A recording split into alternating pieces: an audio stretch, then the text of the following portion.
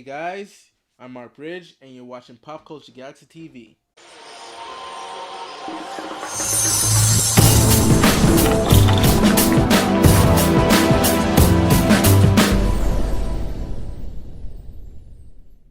It's Monday, and it's time for some box office news. First up, Mission Impossible, number one again, 28 million. Then Fantastic Four, which we're gonna talk about in a little bit, 25 million.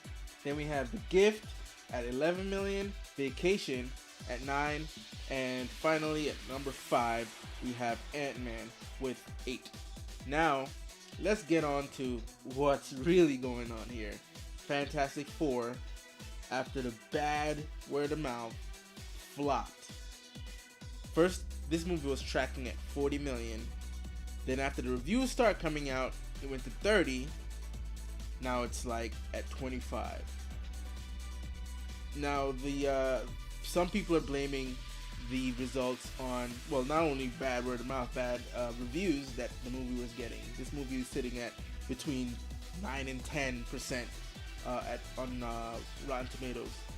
But right before this movie came out, Josh Trank tweeted that you know, I had a better version of this movie a year ago that would have been getting great reviews, and you won't be able to see that movie such as life, something like that.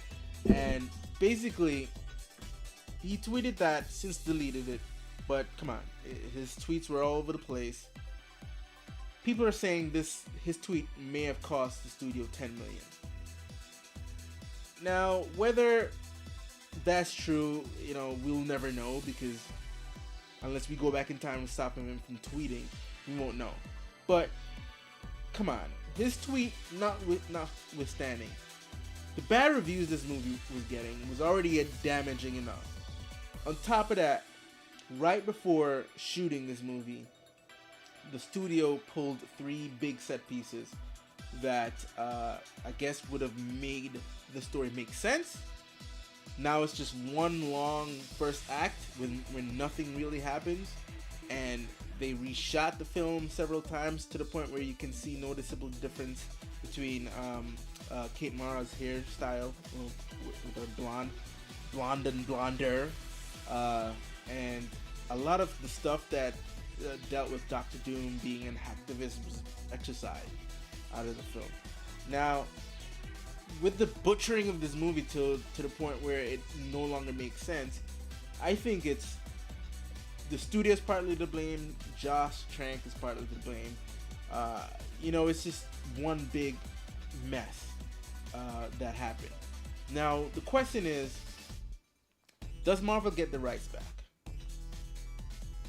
Now, with the deal with Sony, with Spider-Man, the thing about Spider-Man is it made the money. It made the money. The only thing is the quality was going down. And because the quality was going down, the law of diminishing returns, each time the box office went down as well. Still enough to make a profit, but just not enough. So that was one thing they were concerned with. Even if the third one was a great film, it was part of a storyline that was already going downhill. The other thing that Sony was dealing with at the time is their film department, their electronics department was going way down. Like, they needed a hit bad, right? So making a deal with Marvel / Disney was a great deal at the time, and it's, who knows how it's going to pay off for them. We gotta wait till they release their movie in 2017, because they don't, according to the deal, they don't get anything of when Marvel uses Spider-Man in their movies. They don't get any sort of compensation for that. But needless to say, they were in a very difficult spot. Fox, on the other end, is not in a difficult spot. They're doing well with their other properties, including the X-Men franchise. So they're not, they have television, they have all these things going on for them. I don't think they need Disney / Marvel. But what else are they going to do with the franchise? There's nothing else for them to do with Fantastic Four. Yeah, they could sit on it and reboot it. They have until 2020, I believe, to make another Fantastic Four movie.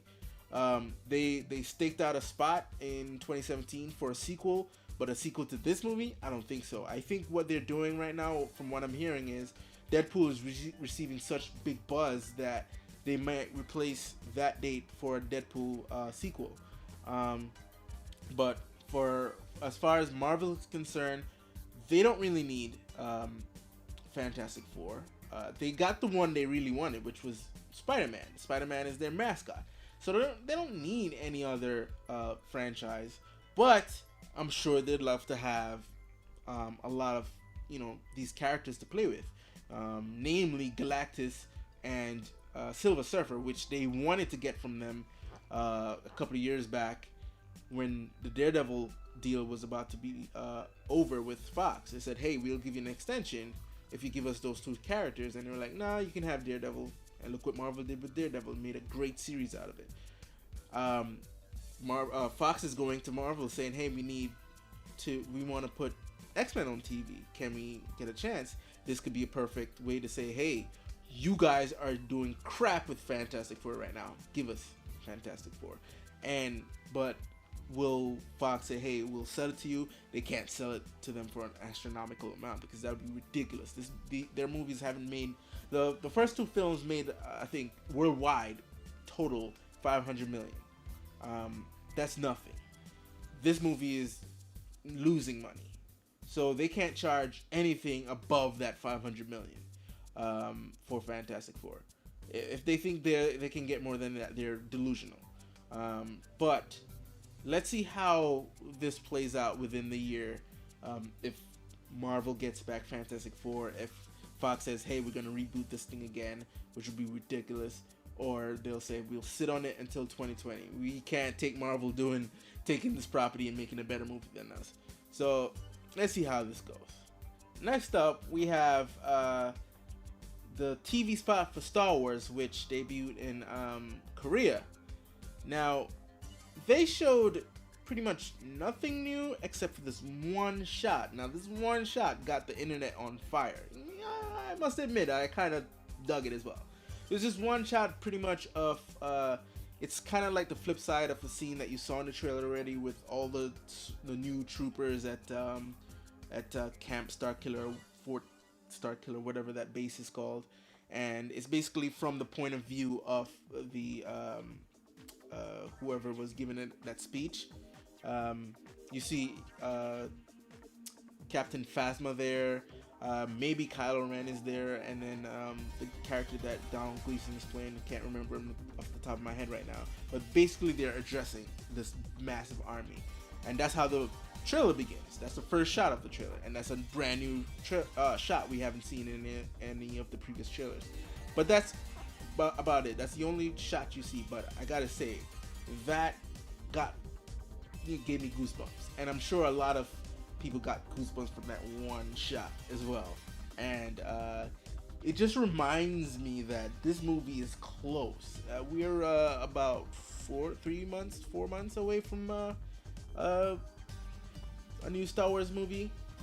I'm excited and I can't wait. So bring on more footage. I think this weekend is D23, so we may get another trailer. We haven't had another trailer since Star Wars Celebration. I think that was the last one. So I think we're due for another one. Let's see if this one gives us more of what the story is about. But I cannot wait. So stay tuned. Next up, we have Nemesis, which is based on a comic book from Mark Millar, and this was the next film. Now he's been on a roll. Pretty much all his books have become films. You know, Kick-Ass, Kingsman, Secret Service. I think that's about it. And Wanted. Wanted, yes. So Nemesis is the next one. Tony Scott was supposed to direct this film, but sadly he passed away, and we weren't sure what was going to happen with this until Joe Carnahan, who was also rumored to be shooting Bad Boys 3 and 4. Well, he wrote the script with his brother, and he is slated to direct this film. This movie was actually set up with Fox, and now it's actually going to be done over at Warner Brothers, which is pretty strange considering that this is a Icon property, which is like a Marvel imprint. But I think that imprint is basically for independent writers, so they can carry this thing wherever they want. So Warner Brothers is producing the Nemesis. Now, Nemesis, what it is pretty much the story from a bad guy's perspective, where his parents were killed by cops, and he pretty much wants to go on a rampage and slaughter them all. Haven't read it yet, but I'll check it out because I like Mark Miller stuff. Like, it's pretty interesting. He wrote Civil War, for crying out loud. So we'll see where if this movie comes to fruition. Right now they're in pre-production, I think. So let's see how it goes. I'll read the book, even though most of the times the film versions of his book doesn't necessarily adapt one-to-one. They'll change up stuff here and there. So finally, I want to talk about Ghostbusters remake, which has a cameo by Bill Murray, and Bill Murray will be playing sort of a debunker, a supernatural debunker, like he's having a show, pretty much like the character he played in the beginning of Ghostbusters 2, but kind of the opposite. That character was more of like, I will have all these supernatural people on my show, and I guess the flip side is now he's debunking all of these supernatural things. So I think they said it's a small role, but this role was written specifically for Bill Murray, and it's strange that he's resisted Ghostbusters for so long, except for the video game, which he gladly went and did. He's been resistant to this whole thing, and as soon as it became like an all-female reboot, he's like, alright, whatever, I'll do it. Granted, it's a small role, so he doesn't really have to carry this film, and he probably read the script, and it might be a great sign for what's to come. So yeah, I can't wait to see what he does in the movie. I'm holding out judgment for the all-female Ghostbusters. The thing about it is, when the whole thing about doing Ghostbusters 3, I was like, yeah, that ship has sailed with Ghostbusters. Let it die. You know what I mean? It's like Sony wanted to reboot this thing. They wanted to do a part 3 for so long. Dan Aykroyd wanted to do it for so long. It just never happened. So I was like, you know what? Let sleeping dogs lie. Just put it out to pasture. Let it go. And then Harold Ramis passed away, so Bill Murray didn't want to do it. So the only two people who probably wanted to do it was, Harold Ramis wanted to do it. Dan Aykroyd wanted to do it. He passed away. So it only left Ernie Hudson and Dan Aykroyd. So that just went away, and then they decided to reboot it with an all-female cast. And I was surprised how quickly that turned over. Like, from the time they said, hey, we're thinking about doing an all-female cast, to, oh, we cast an all-female cast, oh, we're shooting this thing, oh, pictures, here are pictures. Like, wow, they're rapid fire with this thing. So it's actually happening. So I'm holding out. It's directed by Paul Feig, who did Bridesmaid and that Sandra Bullock, Melissa McCarthy film, Heat. Yeah, The Heat. So he's good. Those films that I've seen so far, he's pretty funny. So he's good with comedy. So I can't wait to see what he does with this film, and see how funny, if ever, is Bill Murray's character. Alright, so let's bring us to the end of this episode. So you can follow me on Twitter. I'm at Marky Tundra. I want you to like and subscribe to the channel to get more videos. Leave a comment and visit PopCultureGalaxy.com. Also like us on Facebook at Facebook.com/PopCultureGalaxy. So until next time, folks, peace.